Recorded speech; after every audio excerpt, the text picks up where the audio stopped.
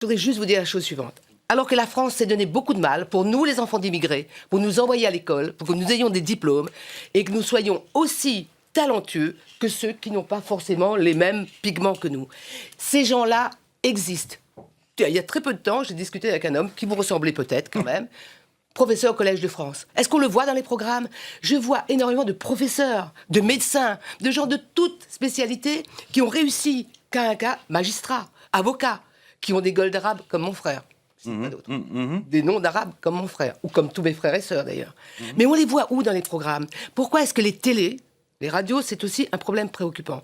Pourquoi les télés ont-elles peur de mettre dans ce qu'on appelle les rôles de héros, c'est-à-dire le rôle principal, quelqu'un qui aurait vos traits et votre nom? Pourquoi? Si, dans les castings, on découvre que vous avez autant de talent, eh bien, les sociétés de casting, je vais me faire plein d'ennemis, c'est pas grave, les sociétés de casting, les producteurs, les chaînes de télé sont assez réfrigérés parce qu'ils pensent que ça peut gêner les gens. Je souligne une chose. Madame Delphine Ernotte, nommée par nous le CSA, présidente de France Télévisions, déclare sur une radio qu'elle a trouvé une télévision d'hommes blancs de moins de 50 ans. Elle s'est fait insulter. Qui est monté au créneau pour la défendre? Qui est monté au créneau? Qui est monté au créneau pour la défendre? Personne. Elle s'est retrouvée toute seule, le dos au mur. Vous croyez qu'elle a envie d'aller faire des choses un peu audacieuses si elle n'est pas aidée? Je suis désolée, je vais terminer parce qu'il ne s'agit pas que d'une logique comptable. Il faut entrer dans une logique qualitative. Ok, vous nous montrez 14% d'Arabes, de Noirs et de Réunionnais? D'accord, mais pas que dans des rôles de voleurs et de dealers. Hein, dans des rôles de profs, de médecins, pas pour rendre angélique. C'est ce qui est fait actuellement. C'est ce qui est fait actuellement, le noir avec sa casquette, délinquant. Laissons aux télé et aux radios faire de la télé et de la radio. Je n'étais que reporter. Mais je ne saurais pas faire de fiction, je ne saurais pas faire forcément de divertissement. Dites-leur, faites mieux.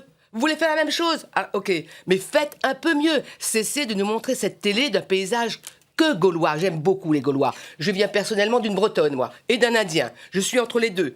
Père indien musulman, mère chrétienne d'origine bretonne. Je me sens très bien en tant que fille de la République.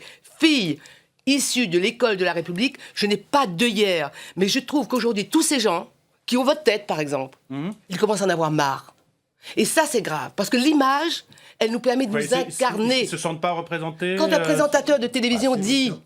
je vais vous présenter un reportage d'un musulman qui a épousé une Française, pour parler d'un médecin. Est-ce que vous trouvez ça juste? Vous trouvez que c'est bien pour la cohésion du pays? Je trouve ça dramatique, personnellement. C'est dramatique de voir dans quel rôle, comment nous voyons les autres. Ils sont comment?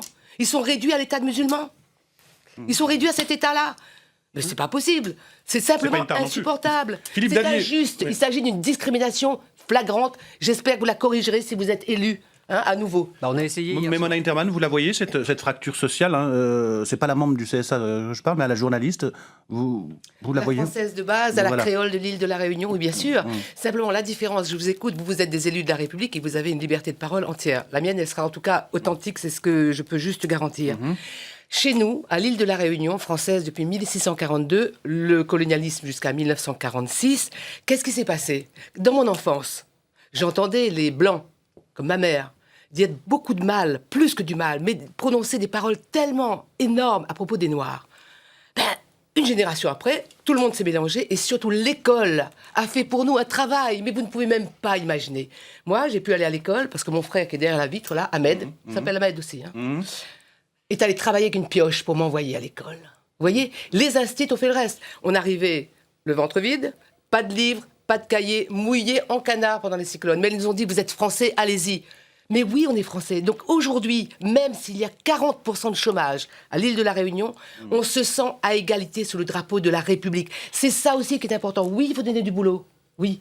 Justement, mais la sensation d'être français, ça éviterait toutes ces histoires sur le contrôle au faciès. On ne se pose plus cette question chez nous à la Réunion. On va en parler, on a des Premièrement, et je le dis sincèrement, j'ai beaucoup de respect pour la police de mon pays. J'ai trop traîné mes guêtres dans des pays en guerre, des pays en chaos, où il n'y avait pas d'état de droit, où il n'y avait pas de gens pour me protéger.